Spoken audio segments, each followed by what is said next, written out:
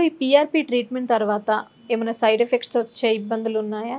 Side effects ఎందుకు ఏం లేవండి. ఎందుకు అంటే బికాజ్ ఆఫ్ ఓన్ బ్లడ్డే తీసుకుంటున్నాం కదా, పేషెంట్ బ్లడ్డే తీసుకొని వాళ్ళ ముందరే సెంట్రిఫ్యూజ్ చేసి మన దగ్గర image guided fluoroscopic guided advanced machines ఇచ్చామండి. ఓకే. ఆంధ్ర తెలంగాణలో లేని మిషన్స్ ఉన్నాయి. మీరు కంపెనీతో కూడా కనుక్కోవచ్చు. Kiran international company brand. So మనకు యాక్యురసీ కోసం ఎగ్జాక్ట్గా మనం ఫ్లోరోస్కోపిక్ గైడెడ్ ద్వారా మనం ఇంజెక్షన్ చేయడం జరుగుతుంది. దానివల్ల పేషెంట్కి ఎటువంటి సైడ్ ఎఫెక్ట్స్ కానీ ఎటువంటి పెయిన్ కానీ ప్లస్ మొబిలిటీ కూడా త్వరగా వస్తుందండి. ఇంప్రూవ్మెంట్ కూడా వితిన్ 2 to 3 weeks వచ్చేస్తుందండి. ఏం ప్రాబ్లం అయితే. అంటే ఈ ట్రీట్మెంట్ తర్వాత ఎన్ని రోజులు హాస్పిటల్లో ఉండాలి? ఇప్పుడు హాస్పిటలైజేషన్ ఏమి అవసరం లేదండి. ఒక 2-3 hours ఉంటే సరిపోతుంది చాలా. సో దానికంటే పెద్దగా అవసరం లేదండి. దీంట్లో ఇంకా అడ్వాన్స్డ్ తీసుకున్నాం అంటే మనము కూల్ లీఫ్ థెరపీ అంటామండి. కూల్ లీఫ్ థెరపీ ఇచ్చిన తర్వాత మనం పిఆర్పి చేస్తాం. రేడియో ఫ్రీక్వెన్సీ అబ్లేషన్ అంటామండి. సో ఈ ఏదైతే మనం లేజర్ ద్వారా మనం ఆ నర్వ్స్ని బర్న్ చేసిన తర్వాత మనం పిఆర్పి ఇచ్చి ఇంప్రూవ్ చేసుకున్న తర్వాత దానికి కొంచెం హాస్పిటల్లో స్టే ఉండాల్సిన అవసరం వస్తుందండి. ఇది ఇన్సూరెన్స్లో కూడా కవర్ అవుతుంది. మరి మన దగ్గర సార్ ఇప్పుడు ఇక్కడ మీ హాస్పిటల్లో పిఆర్పి ట్రీట్మెంట్ కాకుండా ఇంకే ట్రీట్మెంట్ అందుబాటులో ఉంది? మన దగ్గర పిఆర్పి కాకుండా ఓన్లీ గ్రోత్ ఫ్యాక్టర్స్ కూడా ఇంజెక్ట్ చేస్తున్నామండి. ఓన్లీ జిఎఫ్సిస్ అంటాం. ప్లేట్లెట్స్లో ఉండే ఓన్లీ గ్రోత్ ఫ్యాక్టర్స్ తీసి సపరేట్గా ఇంజెక్ట్ చేస్తున్నాం. స్టెమ్ సెల్స్ అవైలబిలిటీ ఉన్నాయండి. స్టెమ్ సెల్స్ కూడా నేను మా స్టెమ్ సెల్స్ ఎత్తి పెట్టుకోలేదు కదా మేము, సో మాకు ఎలా అని అంటే కన్నా ఆల్రెడీ మనకు స్టెమ్ సెల్స్ రెడీగానే ఉంటాయండి. అవి కూడా మనం ఇంజెక్ట్ చేసుకోవచ్చు. ఇంటర్నేషనల్ ఆల్గైన్ కంపెనీ కానీ వేరే అదర్ కంపెనీస్లో కూడా మనకు అవైలబిలిటీ ఉన్నాయి, ఆథ్రిక్స్ అని ఇట్లా. సో వాళ్ళ దగ్గర మనం తీసుకొని, ఎందుకంటే వాళ్ళు తీసుకున్నారు కదా, అది మామూలుగా ఈ స్టెమ్ సెల్స్ తయారు చేసినప్పుడు వాళ్ళకి ఎలా ఉంటాయి, ఇన్ఫెక్షన్స్ ఉంటాయి లే అని కూడా డౌట్ ఉంటుందండి పేషెంట్లకి. ఆ స్క్రీనింగ్ అయిన తర్వాతనే ఏదైతే మనకు వైరల్ మార్కర్స్ కానీ కంప్లీట్గా ఎనీ అదర్ ఫ్యాక్టర్స్ ఉన్నాయి కానీ స్క్రీనింగ్ అయిపోయిన తర్వాతనే కంపెనీ ద్వారా అది ఎత్తిపెట్టడం జరుగుతుంది. అది మనం తీసుకొని వచ్చినప్పుడు త్రూ కోల్డ్ ఛానల్ అంటాం. 110 degrees తీసుకొని వస్తారు. మనం అట్ ఏ టైం ఇంజెక్ట్ చేస్తాం. సో అటు ఇంజెక్షన్ తీసుకుంటే బెటర్ రిజల్ట్స్ అయితే ఉన్నాయి. ఇవి 3 PRP అయితే 3 to 4 sittings అవసరం పడుతున్నాయి మనకు. సో అది స్టెమ్ సెల్స్ అయితే 1 sitting 1 or 2 sittings అయిపోతున్నాయి. సార్ ఇప్పుడు చాలా మంది తుంటి నొప్పి అంటారు, అంటే పట్టేయడం కానీ లేకుంటే ఇంకేదైనా ఇబ్బంది కానీ నడవలేకపోతుంటారు చాలా మంది.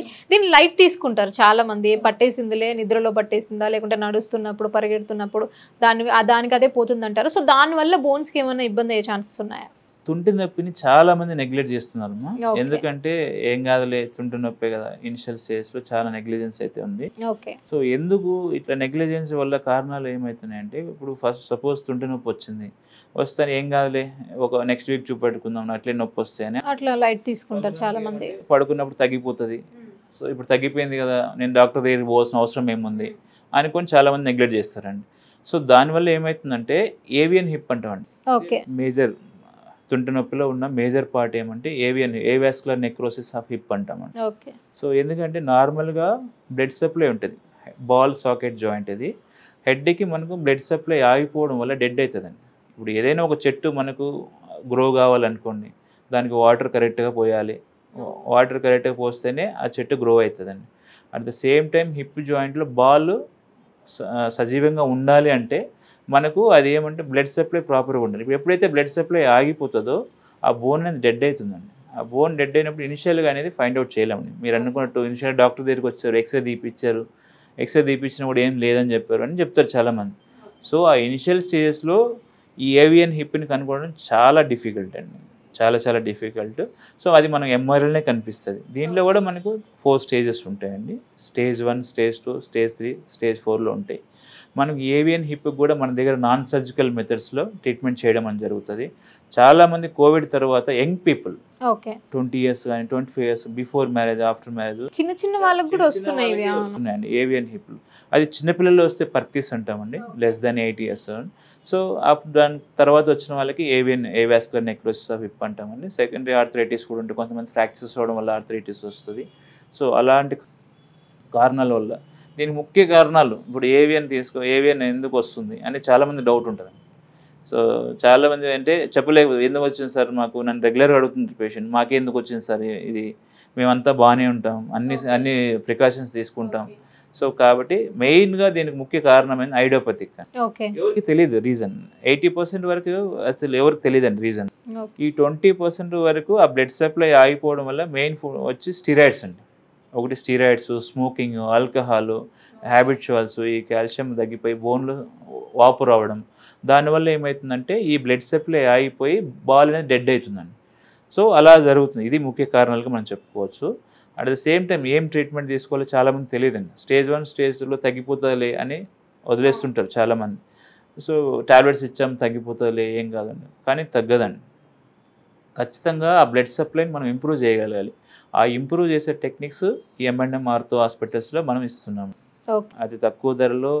సో కోర్ డీకంప్రెషన్ చేయడం కానీ, బోన్ మ్యారో ఆస్పిరేషన్ సైటాలజీ చేయడం కానీ, బోన్ మ్యారో ఆస్పిరేషన్ ద్వారా మనం బ్లడ్ సప్లైని ఇంప్రూవ్ చేయడం కానీ, PRP థెరపీ చేయడం కానీ, స్టెమ్ సెల్స్ ఇవ్వడం కానీ, ఫాస్ఫేట్స్ ఇవ్వడం కానీ, వీటి వల్ల మొత్తం ఏదైతే డెడ్ టిష్యూని రిమూవ్ చేసి మనం చేయడం జరుగుతుంది.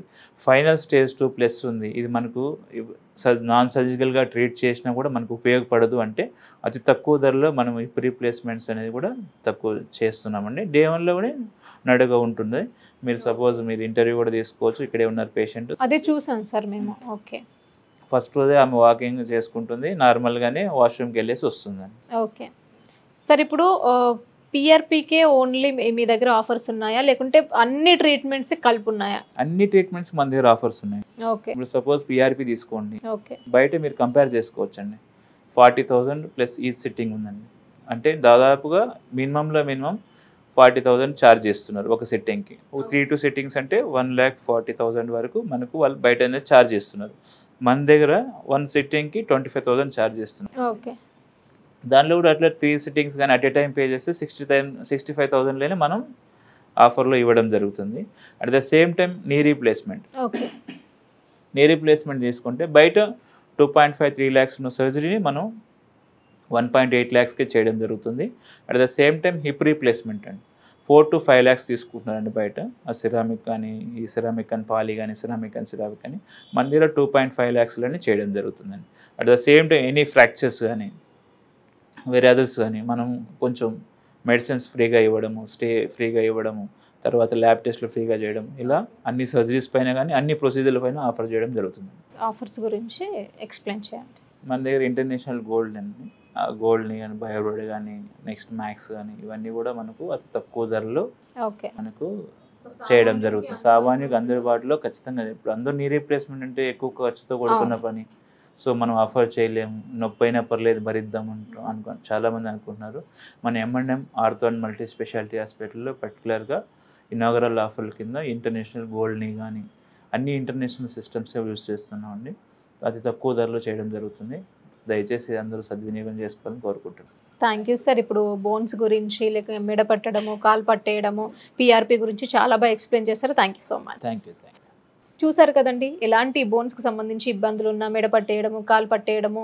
సో మల్టీ స్పెషాలిటీ హాస్పిటల్ అనమాట ఇది. మీకు ఎటువంటి ఇబ్బందులు ఉన్నా కూడా రావచ్చు, చూయించుకోవచ్చు. అండ్ మంచి ఆఫర్స్ ఉన్నాయన్నమాట. సో దీన్ని సద్వినియోగం చేసుకోవాలని కోరుకుంటున్నాం. Thank you.